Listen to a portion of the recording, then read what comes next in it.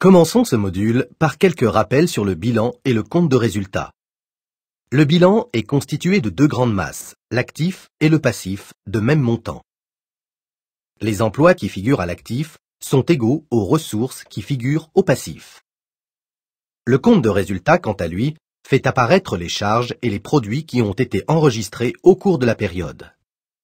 Il est très important de remarquer qu'à l'instant T, les charges ne sont pas nécessairement des décaissements ni les produits des encaissements. Le montant correspondant à l'enregistrement des produits et des charges n'est pas forcément le même que le moment du paiement.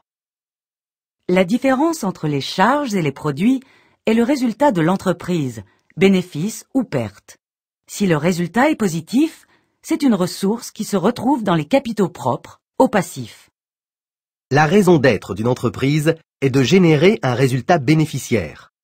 Cela commence par la vente de produits ou des services à un prix supérieur à leur coût d'achat pour les entreprises de négoce ou à leur coût de production pour les entreprises industrielles.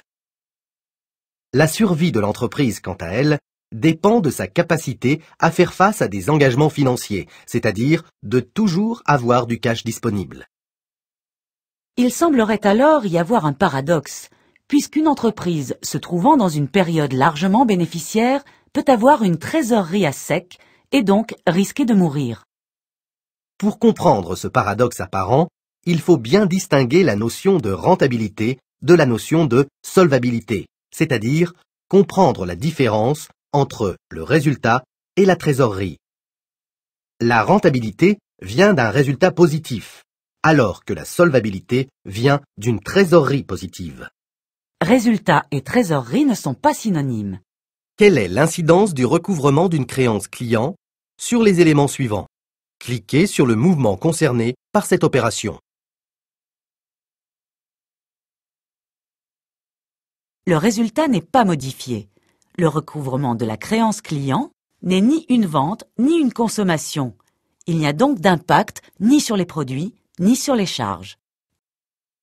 Il s'agit d'un mouvement du type actif-actif. Quelle est l'incidence de la vente d'une marchandise à crédit sur les éléments suivants?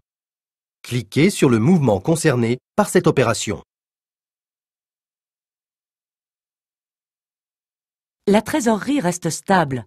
La vente est à crédit. Il n'y a donc pas de mouvement de trésorerie. On enregistre une créance client au moment de la facturation.